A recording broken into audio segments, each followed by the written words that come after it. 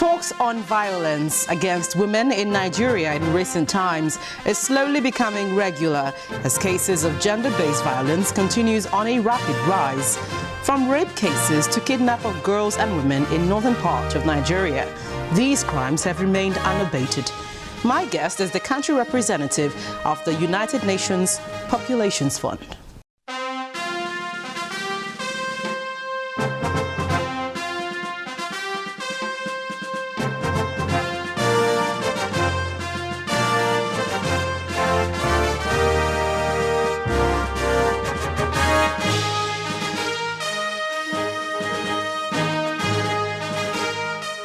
Hello there, thank you for joining me on the program this week. I'm Gloria Umezuki. As at 2006, a national survey puts percentage of victims of gender violence and abuse at 64.5%, and this has multiplied in the last 8 years. But gender activists point to the culture of silence, weak laws and lack of support for victims of violence against women and girls are some of the reasons for the increase in the crime.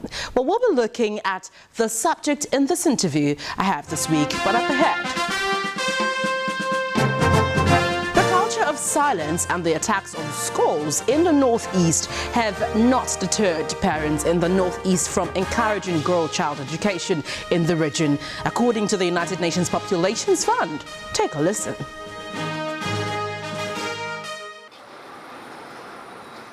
States in northern Nigeria have the country's worst girl-child education and health risks.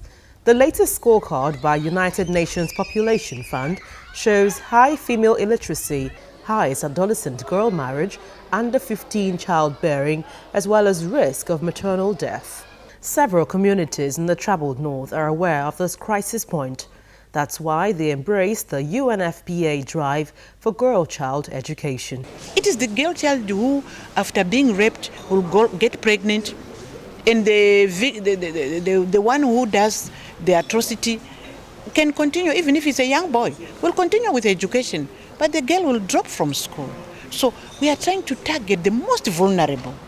And this program, we are doing it initially in the north because the challenges of the girl children are different, and we are challenging girl child education, particularly in the north, because that's where it's needed most. The Chibok situation helped to give more motivation among the girls to say, so we have to do school, we have to do it. These girls were in school. You can see they're empowered, and they'll tell you, I'm not going to get married.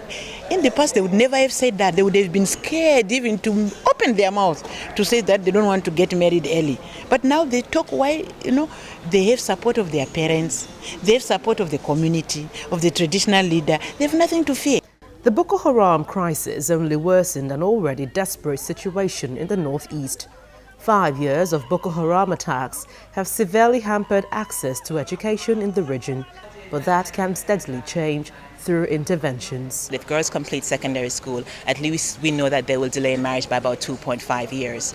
So the program that we identified, one of the key experiences that we found there was a girl at the time when she was interviewed was 18 years old, but she had been married for 3 years. And she talked about what it was like when her father said to her, now it's time for you to get married, because she had her first menstrual cycle. And for her, it was good that I was able to get all the things that come with being married, the gifts and so on. But at the end of the day, the last thing she said was, I missed being in school. And the reality of it is that girls, particularly in the north, once they get married, their social network becomes even smaller. So they're more at home than they are out in the school environment, which is typically what would be if they're already involved in school.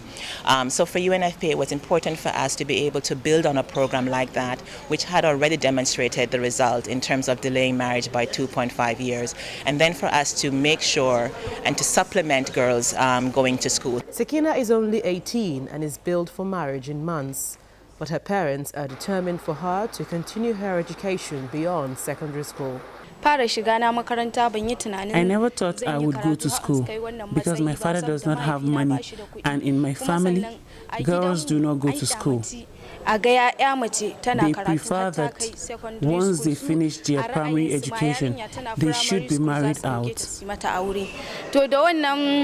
However, UNFPA came with a program to help us with school fees and writing materials.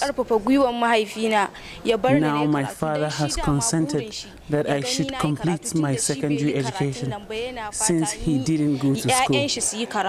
Some of these girls now carry with them memories of their parents or relatives, which makes them determined more than ever to complete their education with greater assistance from the government.